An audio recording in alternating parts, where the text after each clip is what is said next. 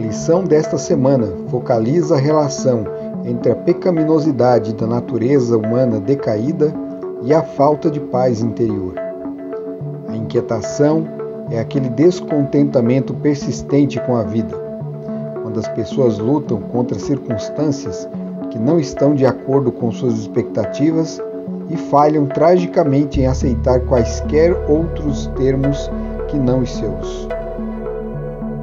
Os inquietos não se satisfazem com o que possuem e buscam mais. A lição de hoje tem por título Inquietos e Rebeldes. Não se esqueça de se inscrever no canal, ativar o sininho para receber as notificações e compartilhar com seus amigos. Peça também um curso bíblico. Os contatos estão na descrição do vídeo.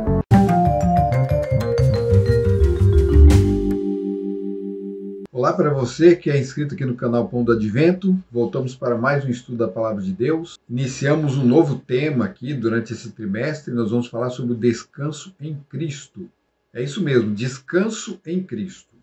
O descanso parece que é um assunto assim sem importância, mas é um tema bíblico de suma importância. Você vai encontrar isso de Gênesis a Apocalipse, certo? Então fica aí com a gente, vamos aprender juntos aí, vamos estudar juntos a Palavra de Deus. O tema da lição de hoje é Inquietos e Rebeldes. E como texto introdutório aqui do nosso estudo, nós vamos ler 1 Coríntios 10, 10 a 11. Que diz assim: Não fiquem murmurando, como alguns deles murmuraram e foram destruídos pelo exterminador. Estas coisas aconteceram com eles para servir de exemplo e foram escritas como advertência a nós, para quem o fim dos tempos tem chegado. Então nós hoje vamos falar sobre essa inquietação que levou o povo de Israel ao murmúrio, à murmuração e à rebelião. Nós vamos entender isso aí e de que forma isso tem a ver com a nossa jornada aqui, de que forma isso nos traz um cansaço e um peso, um peso sobre nossas vidas. Veja que o que a gente vai analisar hoje aqui, a conclusão que nós vamos tirar de tudo, é que o peso que recai sobre nós, muitas das vezes, é um peso que nós mesmos colocamos sobre nossos ombros. Nós buscamos isso, nós vamos atrás disso. Então, muitos dos males dos quais nós sofremos são consequências imediatas ou não daquilo que fazemos. E esse nosso estado de espírito, essa nossa ansiedade, é a forma como nós encaramos esses problemas, essas dificuldades. Então, acabamos colocando sobre nossos ombros, sobre nossas costas, um peso que muitas vezes não existe. Simplesmente estamos insatisfeitos, as coisas que acontecem na nossa vida não são aquelas que nós desejaríamos que acontecessem, nós não temos nossos desejos satisfeitos e por isso achamos a vida ruim.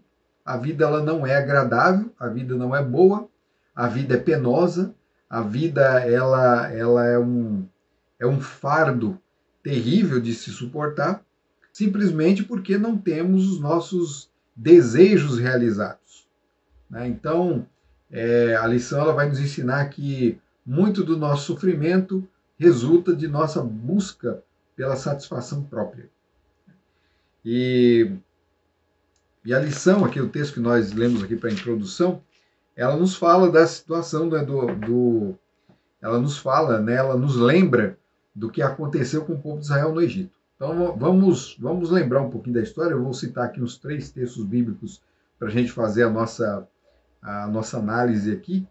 A gente tem que lembrar o que aconteceu com o povo de Israel. O povo de Israel era escravo no Egito. Isso por volta de aproximadamente 1.300, 1.400 anos antes de Cristo. Então o povo de Israel estava ali no cativeiro egípcio, eram escravos no Egito, até que o clamor do povo, de uma classe que havia ali, uma minoria que sofria e que lembrava-se das promessas de Deus, por causa do clamor desses, Deus ouviu, e Deus lembrou-se da promessa que tinha feito com Abraão, lembrou-se da aliança. Veja que tudo isso aqui ainda está dentro do contexto, né? Como eu disse, o contexto da aliança, ela absorve, né? Ela é o pano de fundo de toda a história bíblica.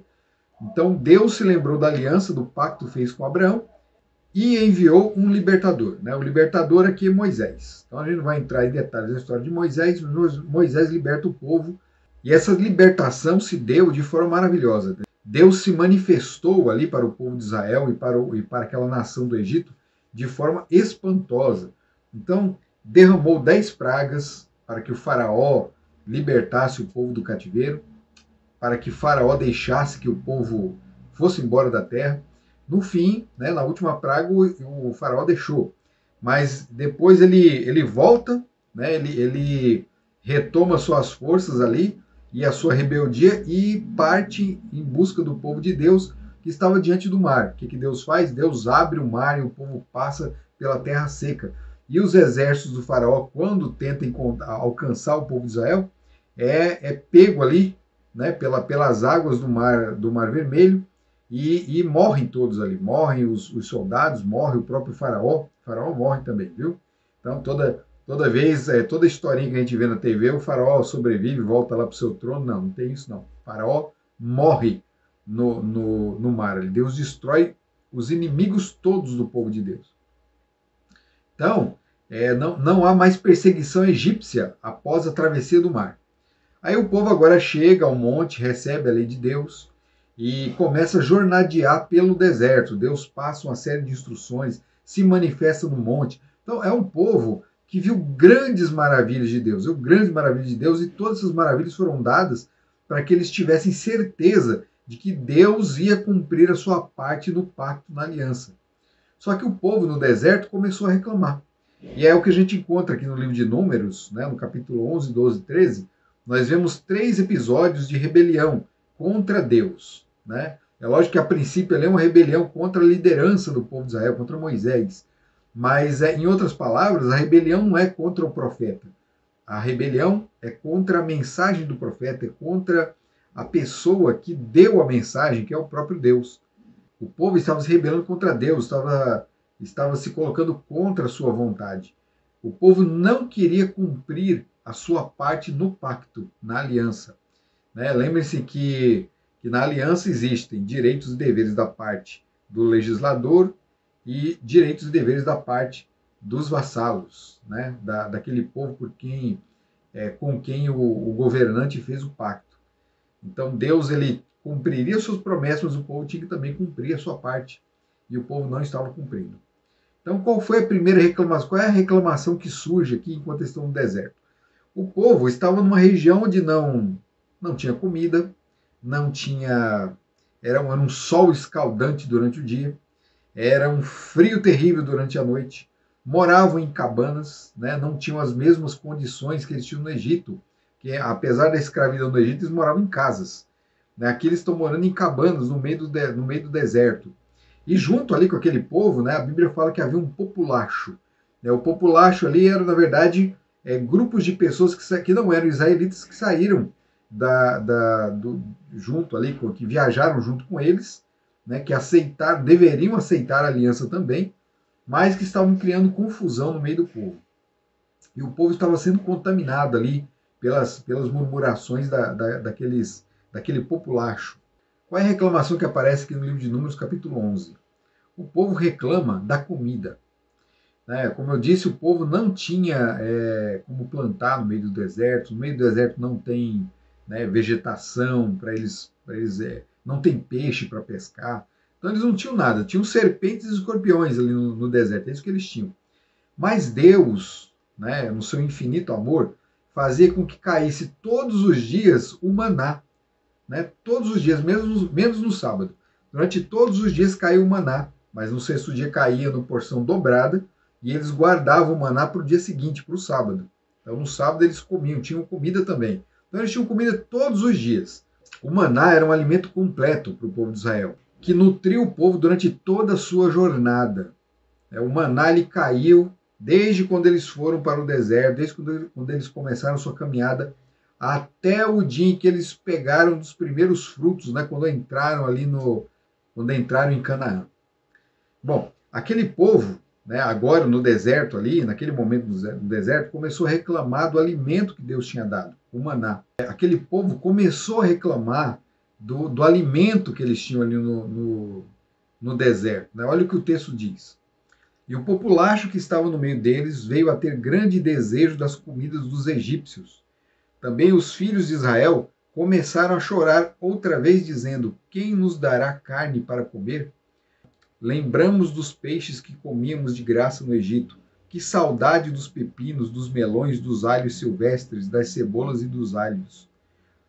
Mas agora a nossa alma está seca e não vemos nada a não ser esse maná.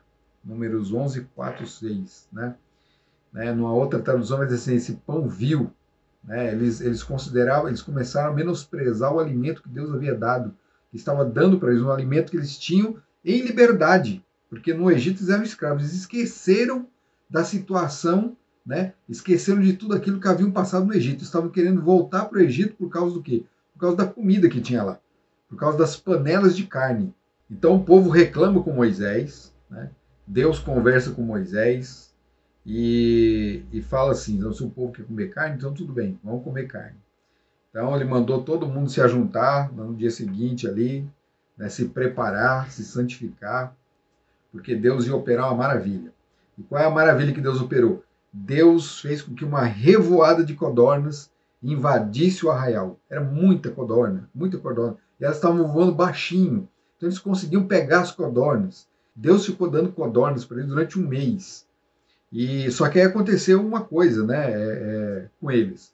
Aqueles que reclamaram, aqueles que murmuraram, né, aqueles que reclamaram do maná, e que pediram as carnes do Egito, eles tinham a carne das codornas ainda entre os dentes e veio a ira do Senhor e fulminou a todos. Eles morreram com a carne ainda entre os dentes. Deus os destruiu. Deus não suportou, Deus não tolerou aquela murmuração. Mas os restantes comeram das codornas. As codornas alimentaram o povo de Israel, né? Aqueles que não eram culpados da murmuração, eles se beneficiaram das codornas e do maná. Agora eles tinham codorna e tinham maná. Mas o objetivo inicial de Deus era que só fosse o maná. Não era para ter codorna nessa história, era só o maná. Deus sempre trabalha para que o homem retorne ao início, ao Gênesis. Então Deus queria fazer um trabalho com o povo de Israel para que o povo de Israel voltasse às origens, né? Aquela vida edênica. Deus estava levando esse povo para um novo Éden. Né? A Canaã aqui da terra seria já um prenúncio do Éden restaurado, do futuro Éden. Então essa é a primeira murmuração aqui que aparece aqui no texto, no capítulo 11. Né? No capítulo 12, capítulo 13, nós vamos encontrar outras. A região ali, naquele lugar ali onde aconteceu esse episódio, e onde as pessoas foram mortas, ela recebeu um nome curioso. Né? A Bíblia diz assim que aquela região recebeu o nome de Kibrot Hatavá. A palavra Kibrot Hatavá significa sepultura do desejo, da luxúria, da cobiça. Então aqueles homens foram sepultados ali naquela região por causa da sua luxúria, da sua cobiça, do seu desejo, né? A sepultura do desejo. Veja que a palavra luxúria aqui ela não se limita apenas a alimentos, ao alimento, né? O alimento físico, né? O desejo que eles tinham o que havia no coração desse povo aqui, reclamando no deserto, não era só a comida. Eles desejavam toda a libertinagem que eles tinham no Egito, toda aquela vida libertina. Eles agora viviam sobre uma aliança que tinham regras, leis que iam de encontro ao desejo pecaminoso, ao desejo carnal. Então eles desejavam voltar, não era só para o Egito, eles desejavam voltar para a vida de pecados que eles tinham. E agora nós vamos ler um outro texto. Olha que texto interessante. Números 12, 1, 2 diz o seguinte: Miriam e Arão falaram contra Moisés por causa da mulher cuxita que este havia tomado, pois ele tinha tomado uma mulher cuxita. E disseram: será que o Senhor falou somente por meio de Moisés? Será que não falou também por meio de nós? E o Senhor ouviu o que eles disseram. Então agora uma reclamação leva a outra, um murmúrio leva a outro. Aquele primeiro murmúrio acabou enfraquecendo, né, as convicções que o povo tinha a respeito da liderança de Moisés. E isso afetou a própria liderança, porque Moisés não era o único líder ali. Arão era líder, ele era sacerdote, e Miriam era profetisa, ela era uma profeta no meio do povo. Moisés não era o único profeta. Miriam também era profeta. Só que Deus ele falou assim: olha, com o meu servo Moisés, eu falo de um jeito diferente, eu não falo por meio de mistérios, eu me revelo como se estivesse falando face a face, diferente do que acontecia com Miriam. Então Miriam deveria ficar satisfeita com a sua condição, com o seu ministério, e não desejar o ministério de Moisés, a liderança de Moisés. Por que, que Miriam queria essa função? Por que, que ela cobiçou isso aí?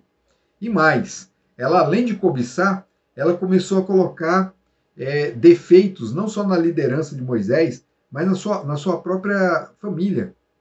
Né? Ela começou a criticar a própria família. Então, quando a Bíblia declara que ela reclama da esposa de Moisés, porque a esposa de Moisés era uma cuxita, Zípora, ela era da tribo de Midian, né? Ela era uma midianita. Mas quando Miriam fala a respeito chama ela de cuxita, ela está se referindo ao seu tom de pele, né, que certamente era uma pele escura. Né? É possível que a esposa de Moisés fosse negra. Então ela reclama disso aí, né? Existe ali existe um preconceito da parte de Miriam, né? Ela não está contente com essa mistura de povos, né? Não fica tão bem claro assim qual é o motivo da queixa dela, mas tudo indica que é nesse sentido. Por quê? Porque Deus vai castigar Miriam, né? E Miriam ela vai ficar leprosa e a pele dela vai ficar branca imediatamente. Então a lepra deixa a pele dela toda branca. Então ela reclamou da pele negra da esposa de Moisés e agora a pele dela leprosa se torna totalmente branca. Moisés ele intercede pela irmã dele. Moisés não quer que o mal, né? Moisés é uma pessoa tão calma. Nessa passagem aqui é dito que Moisés era a pessoa mais calma da terra. Moisés era tranquilo. Então ele vê ali os irmãos se colocando contra ele, contra a sua liderança, mas ele fica tranquilo.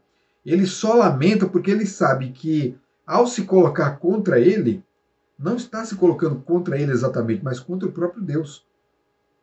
E agora Deus age. Só que Moisés ele intercede em favor de Miriam e Miriam fica 7 dias naquele estado de lepra e depois volta ao normal. Né? Então nós vemos aí o resultado da primeira murmuração. Ela leva a mais murmuração. Murmuração não traz benefício nenhum para o povo, nem para nós mesmos. E agora vamos para a terceira murmuração. Números 13, 30, 31. Então Caleb fez calar o povo diante de Moisés e disse: vamos subir agora e tomar posse da terra, porque somos perfeitamente capazes de fazer isso. Porém os homens que tinham ido com ele disseram: não podemos atacar aquele povo, porque é mais forte do que nós. O que acontece nesse episódio aqui? Eles estavam às portas de Canaã. Deus então escolhe 12 homens, Moisés separa 12 homens para espiar a terra, são os espiões. Eles vão até a terra de Canaã, eles olham como é que as coisas estão acontecendo ali, se a terra é boa mesmo, né, se ela tem tudo aquilo que foi prometido, e eles voltam com um relatório muito bom. Eles passaram 40 dias lá, olhando toda a terra, voltaram para a terra voltaram para junto das tribos, e aí traz um relatório. O relatório é bom, inclusive eles trazem até um cacho de uva gigante. Não é a uva que é gigante, é o cacho que é gigante. Então trazem um cacho de uva gigante, porque a terra é aquilo que Deus havia dito, terra que emana leite e mel, ou seja, uma terra que produz muito, uma terra rica. E Deus havia de dar tudo aquilo para eles. Só que é o seguinte, tinha gente na terra. E eles também viram isso. Eles viram que haviam cidades, haviam fortificações, haviam guerreiros. E diante daquilo ali, eles falam: olha, mas não vai dar, a gente não vai conseguir tomar a terra porque não tem como entrar lá, eles são muito fortes. Né? Ou seja, esqueceram de tudo que tinha acontecido com eles quando saíram do Egito. Deus deu cabo de todo o exército de Faraó, deu cabo de Faraó. Por que eles estavam temerosos agora diante de nações que nem eram tão poderosas assim? Na verdade, né, nessa época, muitos dos povos de Canaã eram subservientes ao próprio Egito, eram vassalos. Né? Quando Deus, ao libertar o povo de Israel do Egito, enfraquecendo o poder militar do Egito, acabou dando liberdade até para o povo de Canaã. Deus era tão poderoso, as ações de Deus, elas têm um impacto tremendo, né? É como quando você joga uma pedra na água e você vê aquelas ondas, né, que vão surgindo e vão crescendo. Assim são os atos de Deus, né? Ele joga pedra naquele lugar, mas aí as ondas vão aumentando, aumentando. O impacto dos atos de Deus são tremendos, são grandes. Então o povo não tinha o que temer. Só que temeu. 10 dos espias, embora tivessem visto os benefícios da terra, eles falaram, não dá para entrar. Mas aí 2 homens bateram o pé e falaram assim, não, dá para entrar sim, nós vamos entrar lá. O texto declara que eles fizeram calar-se o povo. O texto declara que eles fizeram calar-se o povo, porque as palavras de Josué e de Caleb eram palavras de coragem, palavras de verdadeira fé, porque eles confiavam na promessa. Qual era a promessa? A promessa é que Deus daria a terra de Canaã ao povo. Deus faria daquele povo uma grande nação. Aquela terra pertencia a eles. E se Deus é Deus, Deus daria a terra para eles. Não interessa se tinha gigantes lá, não interessa se tinha cidades fortificadas, não importava a geografia da terra, se era difícil andar por lá ou se era fácil, não importava nada disso. Deus falou que ia dar, então eles tinham que confiar na promessa e deveriam agir, deveriam ir avante, como eles fizeram no mar. Né? Era para eles avançarem.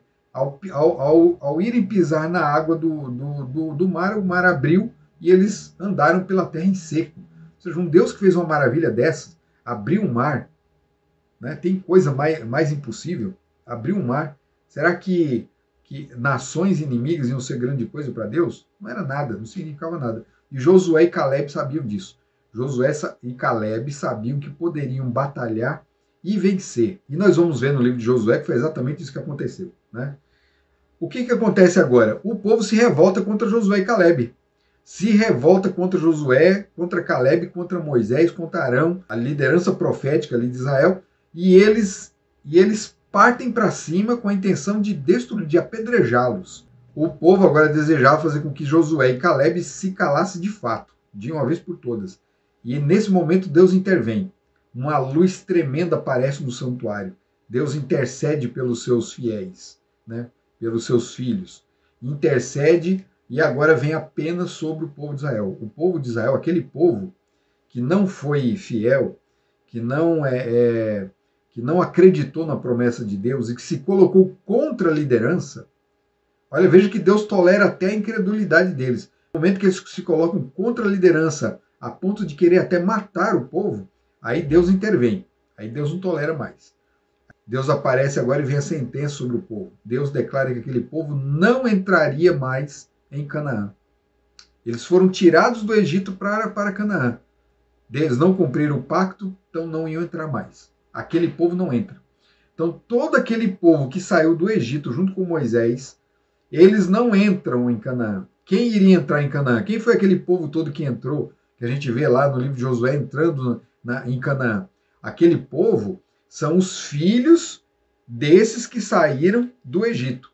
Então, os filhos deles, que não tinham a mesma índole, que não tinham a mesma disposição, a mesma rebeldia, eles entraram em Canaã. Mas esses que saíram, não. Dos que saíram do Egito, só 2 entraram. Somente Josué e Caleb. Olha, não entraram nem Moisés, nem Miriam e nem Arão. Né? Não por causa dessa rebeldia.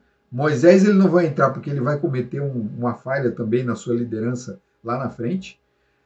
Arão, ele construiu o bezerro, ele fez o bezerro lá de ouro para que o povo adorasse. Arão era a voz de Moisés ali para o povo, né? Estava ali guiando o povo e agora ele vai e faz por medo do povo, faz um ídolo para que eles adorem. Então ele também não entrou na Canaã. E Miriam, por causa da sua rebeldia também, dessa revolta, ela também não entra em Canaã. Só quem entra em Canaã é Josué e Caleb, da turma toda que saiu do Egito. Só esses 2 entram. Só esses dois homens. Né? E aí o povo, o que o povo faz? Aí agora vem, a rebeldia continua. Só que agora ela adquire uma nova forma. E esse é um aspecto muito interessante desse tipo de rebelião. Porque ela é uma rebelião que não parecia rebelião. Ela não parecia rebelião. Depois que Deus sentenciou eles a ficarem 40 anos no deserto, eles iam morrer lá, eles iam passar a vida deles no deserto. Foram tirados do Egito para viverem no deserto. Quer dizer que eles se perderam espiritualmente? Não, não quer dizer isso aí. Muitos deles se arrependeram, mas independente do arrependimento, as consequências, eles iam sofrer as consequências dos seus atos. E agora Deus deu uma nova determinação: vocês vão viver no deserto. Qual é a rebeldia deles agora? Eles fingem, né, assumir a aliança e o pacto que tinha sido feito. Fingem. Eles. Por que é um fingimento? Deus está colocando uma nova cláusula no pacto aqui, que diz respeito apenas a eles. Eles não poderiam entrar. Então agora eles pegam, eles lançam mão da aliança, do pacto, onde diz que eles deveriam entrar e possuir a terra, e eles falam: nós vamos entrar, nós vamos possuir. Aí eles juntaram ali um grupo de pessoas, um grupo de homens, ali um grupo numeroso, e partiram e entraram na terra para batalhar. E Deus falou para eles não fazerem isso. Mas eles foram, né? Eles foram para lá e perderam a batalha, morreram lá. Né? Então, aparentemente, pareciam que eles estavam tomando uma atitude de fé. Nossa, agora eles criaram coragem, agora eles são homens que confiam em Deus. Né? Vamos entrar e vamos receber a terra que Deus tinha prometido. Nós estamos arrependidos do que nós fizemos. Nós vamos entrar lá. Olha, eles poderiam se arrepender de fato do que fizeram, e deveriam mesmo se arrepender. E Deus os perdoaria. Mas eles não podiam mais entrar. Eles não podiam mais entrar. Por exemplo, Moisés, o caso de Moisés. Moisés se arrependeu do que fez. Moisés se arrependeu de ter batido na rocha quando não era para bater e de ter falado que ele havia trazido o povo até ali, né? Ele havia falado assim, ele havia dito: veja se eu não posso fazer isso, se eu não posso tirar água da rocha. Ele não podia tirar nada da rocha, não era Moisés quem tirava. E não era para ele bater mais na rocha, porque ele já tinha batido uma vez. Então, por causa dessa atitude de Moisés, ele não pôde entrar em Canaã. Ele se arrependeu? Se arrependeu. Mas ele não foi presunçoso. Falou assim: olha, eu me arrependi, agora eu vou entrar. Deus falou que eu não posso entrar, não, mas eu estou arrependido agora eu posso. Não, Deus disse que não podia mais. Né? Os atos de Moisés tinham consequências. Ele ia ter que viver com as consequências dos seus atos. Ele não pôde entrar mais, embora tenha sido perdoado. Esse povo, ele não se arrependeu, ele não pediu perdão, e ainda mais, eles se sentiram perdoados e se sentiram no direito de ir contra essa última determinação de Deus. Parecia fé, mas não era. O nome disso aí é presunção. Presunção. Então preste muita atenção nisso aí. Olha os passos que a rebeldia, a inquietação, né, o desejo, né, a fome, né, a cobiça. Veja onde a cobiça levou o povo. Né, de transigência em transigência, foram levando os seus corações, foram se tornando cada vez mais rebeldes, até que chegaram numa situação que não tinha mais jeito. E partiram para uma batalha que não era permitida por Deus e morreram, né, depuseram suas vidas ali. E aqueles que permaneceram fiéis ainda à última determinação de Deus, puderam se arrepender, mas tiveram que viver ali no deserto. Olha, parece uma coisa ruim, né? Mas olha, eles tinham comida no deserto, a roupa deles não se estragava no deserto, eles durante o dia, eles tinham uma nuvem que protegia eles do calor, né? O calor escaldante do deserto. À noite eles tinham uma coluna de fogo que eliminava o frio, eles ficavam aquecidos. Então eles tinham tudo ali no deserto. Né? Uma vida dessa no deserto, até eu queria uma vida dessa no deserto. Mas eles não queriam, eles queriam mais, eles queriam outras coisas. Então a vida deles não havia repousado nas promessas de Deus em Cristo, em Jesus. Eles queriam fazer apenas aquilo que pedia o coração, a mente deles, os desejos deles. Que lições nós podemos tirar para nós hoje? Que lições nós podemos tirar? Nós também estamos caminhando no deserto. A nossa caminhada aqui é uma caminhada difícil. Nós estamos sendo levados por Cristo para Canaã celestial. Aquele povo era para Canaã da terra. Nós estamos sendo levados para Canaã celestial. A caminhada é difícil também. Temos um sol escaldante. temos noites frias, né? Nós não temos toda a variedade de comida no deserto, mas nós temos a providência divina. E por causa da providência divina, nós não temos que sentir falta de nada, de coisa alguma.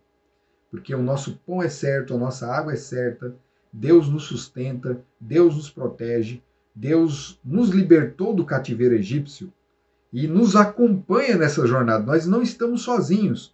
Deus está no meio. Assim como o santuário ficava no meio do povo, no meio das tribos, Deus está em nosso meio, por meio de Cristo. Cristo é o nosso santuário nessa caminhada. Cristo é o nosso santuário nessa caminhada.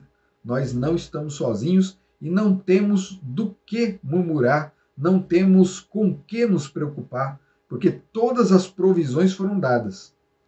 E o mais bonito de tudo isso é que, com tudo isso que Deus nos dá, com tudo isso que Deus nos oferece, quando chegarmos na Canaã, vamos ter muito mais. Vamos ter infinitamente mais. Olha só que coisa bonita, né? Que coisa maravilhosa. Então, a experiência do povo de Israel no Egito, ela é um alerta para a nossa vida. Para nós que ficamos murmurando e reclamando da vida. Nós reclamamos da vida. Nós reclamamos de tudo. Né? Se a gente está no emprego, a gente tem um emprego, o emprego não está bom. Aí a gente perde o emprego. Aí é ruim também. Né?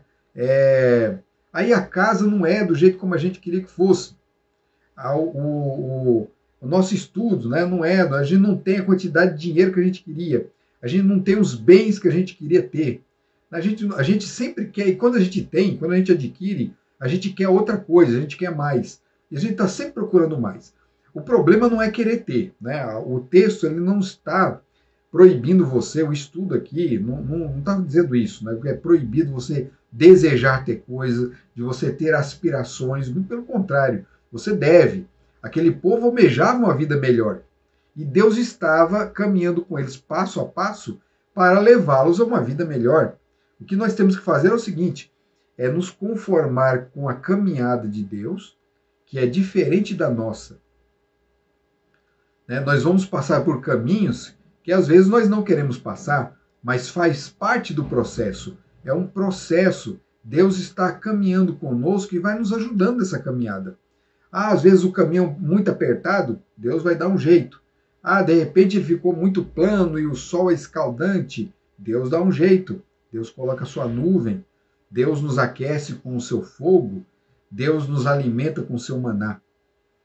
Então Deus tem provisão para tudo.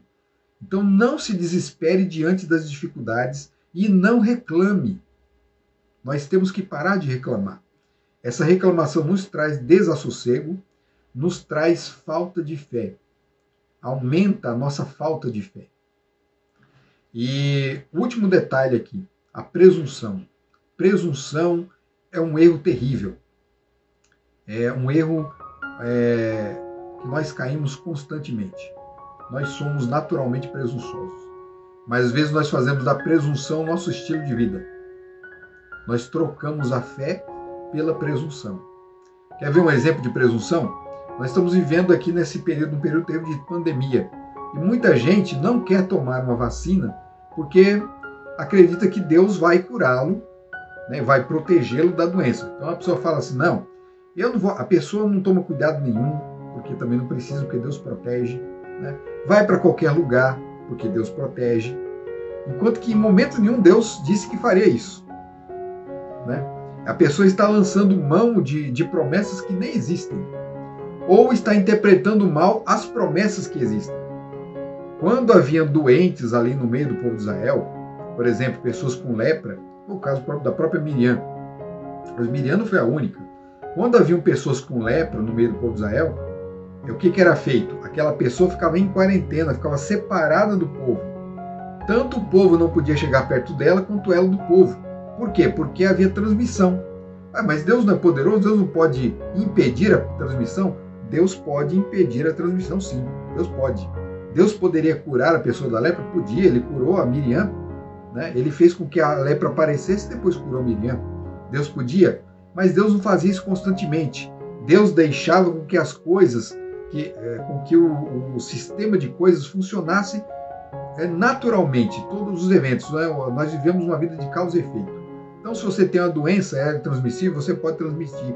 Que cuidado você tem que tomar? Você tem que se precaver, você tem que se afastar das pessoas para não transmitir, você tem que se preocupar com o próximo. Então, essa era a orientação que era dada por Deus. Deus poderia? Poderia, mas ele não fazia isso. Ele não fazia isso. O povo tinha que tomar cuidado. Hoje, nós temos que tomar cuidado também.